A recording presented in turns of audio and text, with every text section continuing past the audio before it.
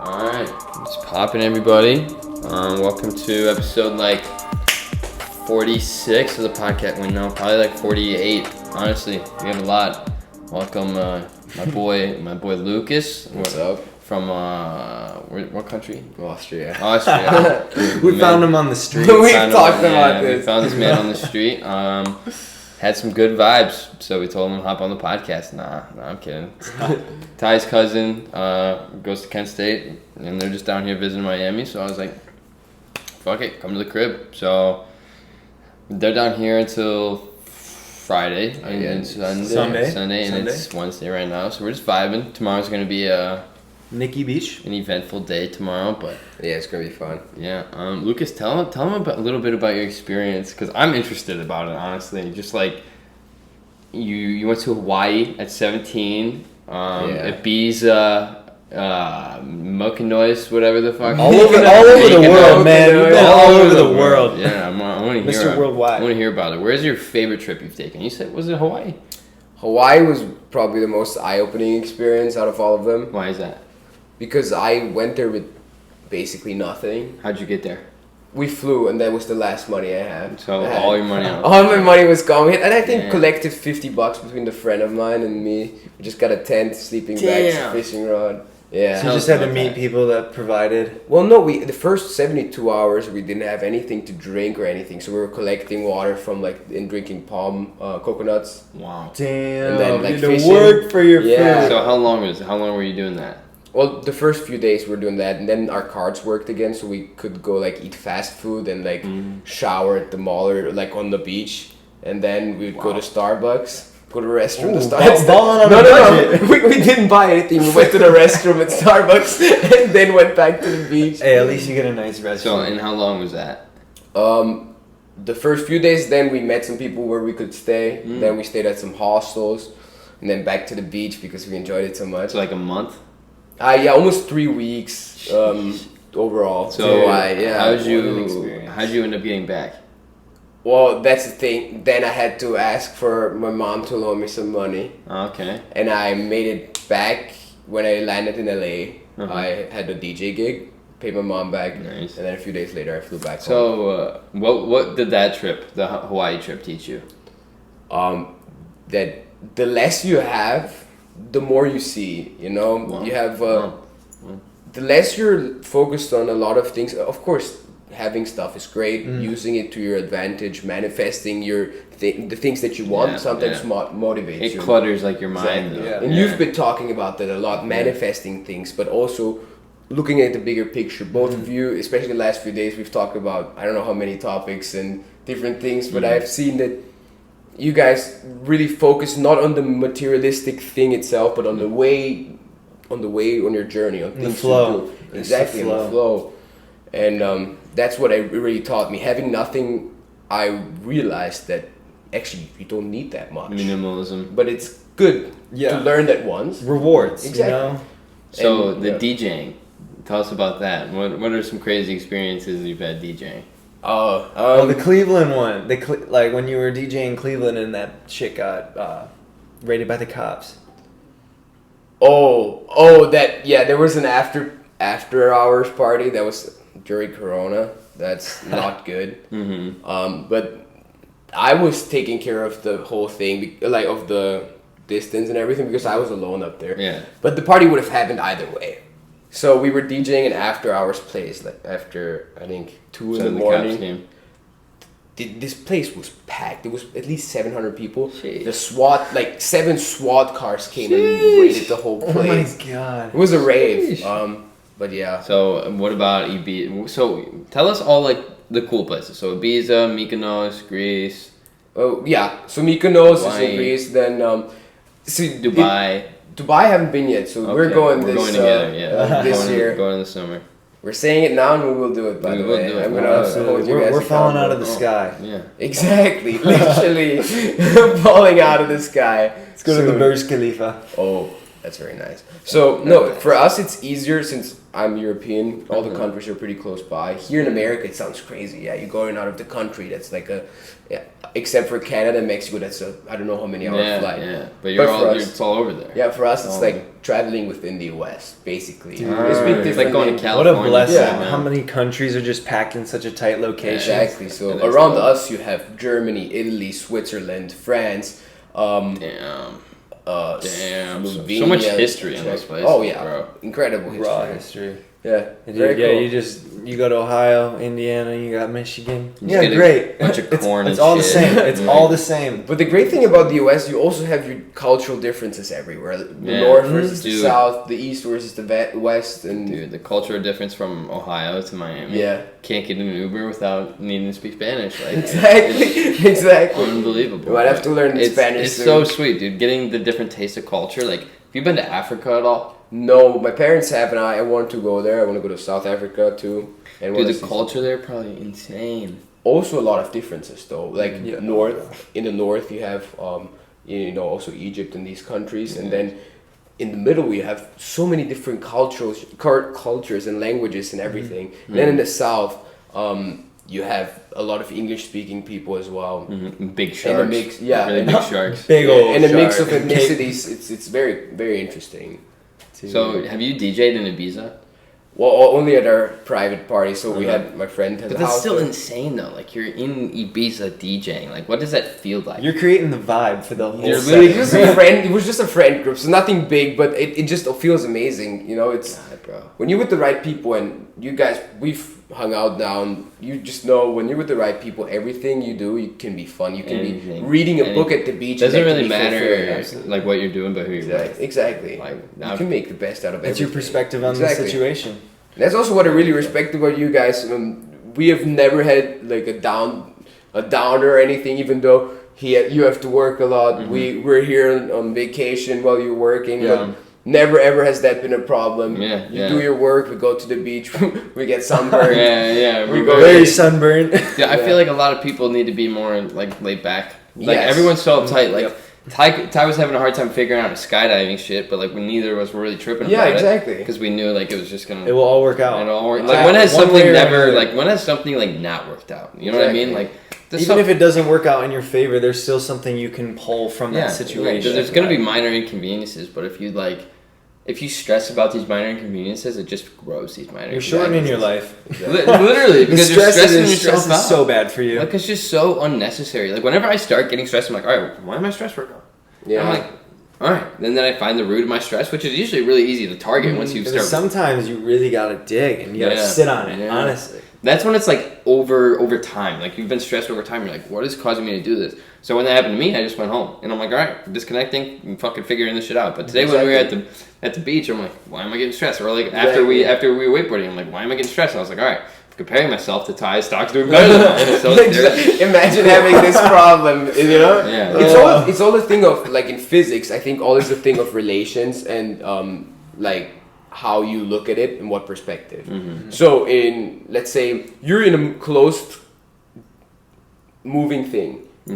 If this thing is not accelerating or moving sideways, you would not know that it's moving. Right. So for you, you're standing still. Only the objects inside move with a certain velocity, right? Yeah. But someone who's looking at that sphere and that object can tell that the sphere is moving. Same with the Earth, same with, Is that general relativity? Yeah. So that's the same with life. Your stocks, okay, you only did 22%, but you're looking at his doing twice as good. Yeah. You're gonna be like, oh no, I'm not doing as great, and that's also really great with goal setting and everything else. You gotta have to have the balance to that though. Like like comparing yourself. You know, like it can be so toxic if you compare yourself negatively to these people on social media. But like for me, I like to compare myself to like Tony Robbins and like fucking Gary Vee and shit like that, because like you have to have people that you look up to that you're like, all right, I want to mold my life kind of like their life. But like when you're scrolling on social media, you're like, God, why are they getting more views than me? Why are they look like that? Why are they that is the wrong perspective. Exactly. The wrong way to look at it. Yes. It's good to set great goals, and we talked at dinner about this, setting your goals as high astronomically as high. Exactly. Like ridiculously high. Exactly. And then even if you don't reach that, you'll still do better than what you would have done if your goal was just a 10. Yeah, aim big, miss big. Think of it as like So you're aiming up here, and you don't necessarily always hit it, but if you hit it, you're like up here instead of But aiming. it's sure better than fucking hitting the minor goal. Exactly. If your dreams aren't big enough, if your dreams don't scare you, they're not big enough. Exactly. And if you don't have people telling you that this is impossible and that's not gonna happen, you're doing something wrong. Yeah, because literally. Like, you need to like have the small-minded people be like, oh my god, I couldn't do it. When people tell you can't do something, it's because they can't do it. I think that fuels ambition. Dude, it feels... I recently, kind of like past year, every single thing, it's like, if I think about a girl, I'll be like, all right, well, I'm not gonna really approach this girl, or if this girl curves me, I'm just like, I'm just gonna torture them with my success and make them regret that for the rest of their life type shit. And I do that with everything. Like, every single thing I want in my life, I'm like, all right, well, I'm just gonna go fucking 10 times harder, because when you improve yourself, I feel and you start getting that cash flow, and you start mentally improving yourself, things just start coming to you. Like, everything starts coming to you when you start it's like a fucking domino effect. Great example for that, what I did in my youth. I mean, it's probably a little toxic to just say just because of that person, but in general, like when people are saying something, So I was 14, 15, and I really liked this one girl, but she was, being weird and stuff, so I was like, okay, bet, I'm gonna dedicate to like, back then it was very superficial. I was like, I'm gonna look good, I'm gonna work out, I'm gonna do sports, I'm gonna do great in everything. So I got in shape and everything, and then I didn't really care about this girl anymore, but I achieved some goals that I wouldn't have without that motivation. Like, you use that pain to motivate you, and then by the time they want to come back to you, you're like, I don't need you anymore. Yeah, like, exactly.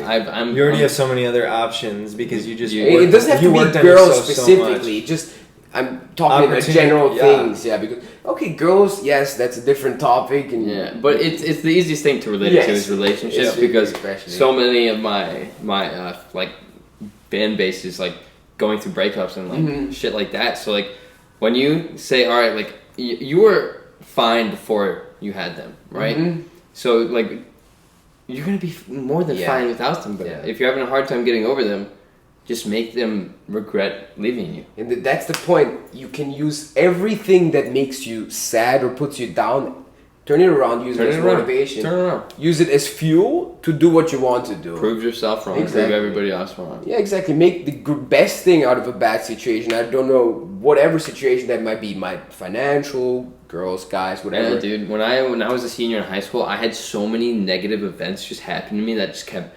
domino effect. And I was just in this point where I'm like, dog. Like, I don't know how much more I can take. Like, it was so bad. And you started becoming passive, and you're just letting it, like, take you with. Yeah. And then I'm like, I was like, you know what? Like, it just sucks your mindset down. The only thing I can do from all of this shit is learn from it. Like, exactly. Fucking dwelling on it, not gonna do anything. Like, if I just hold on to this and like mope in my emotions, what good is that gonna do? Exactly. The ability to use that situation as something to learn from just it. No matter what situation is thrown your way, you can learn something from that. Literally, life happens to you, happens for you, not to you. Exactly. And this is like something that probably people have heard often. Don't let this pull you down, but once you start thinking that way, you'll just see you kind of get addicted to it. Exactly.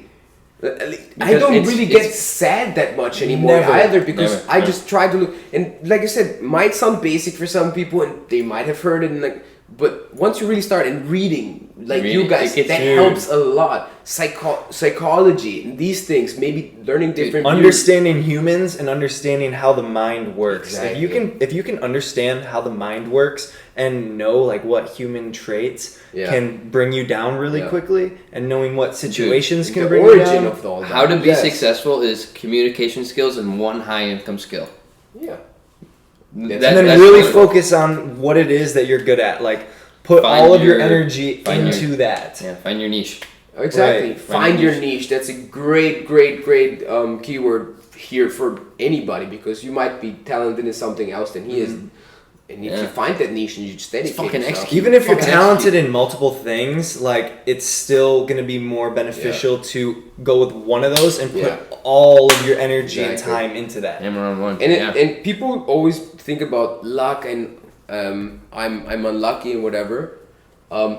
Maybe, but probably not, because there is always in probability, the more time you dedicate or the more energy you dedicate, the higher your chances of let's say success in this case are. If you don't dedicate more than 99% of the other people more time, more energy, more focus, you might get lucky, but your chances of getting lucky are low. But the more you focus, your chances of getting lucky might be slim, but you have more opportunity to get lucky. You're putting yourself in those types of situations and you're preparing for it. So you can call it luck, and you create your own luck by preparing. Create your own luck. And people that say they've been working all life and they're failing, it's actually more rare than you think. Yeah. People just love to blame other things and their circumstances. I've started like kind of just blaming myself for everything. Like not necessarily blaming myself, but I'm responsible for everything in my life. That's the key. Like I'm like taking responsibility. Like no, I'm never gonna blame anyone else for fucking shit in my life. Like you are literally so in control of a lot of things in your life, but you're also not in control of a lot of things. But you're in control of your emotions and the things that you do and the way that you react to to situations. So if you're just fucking an effort, we talked about this today as well, about where the emotions and stuff come from. You know, the Freud psychology versus the Adler psychology, and like those two schools of, is it because of a cause or is it a goal-oriented thing? And that's once you figure that out and why you're doing stuff. So I liked your example to make them understand better. Like the waiter spilling water on you. You don't yell at them because you're pissed you have water on you. You yell at them to make them feel like shit. Yeah, to get heard. And that's goal-oriented thinking. And that's actually in that book that I was reading. I forgot its name, but the two schools of psychology. And people always argue about that. Everybody can make their own opinion. I know.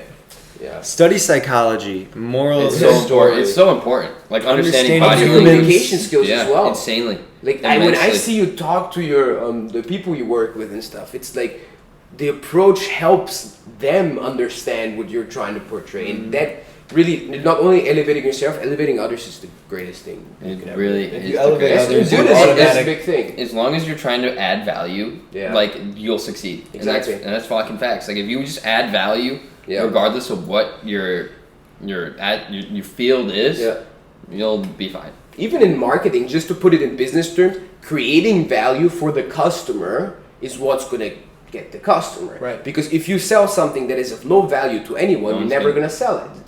But if it's of great value, you can sell a pen that's of great value for $1,000 if you create value for it. Yeah, it's supply and demand. Exactly. Moral of the story is find your niche. Yes.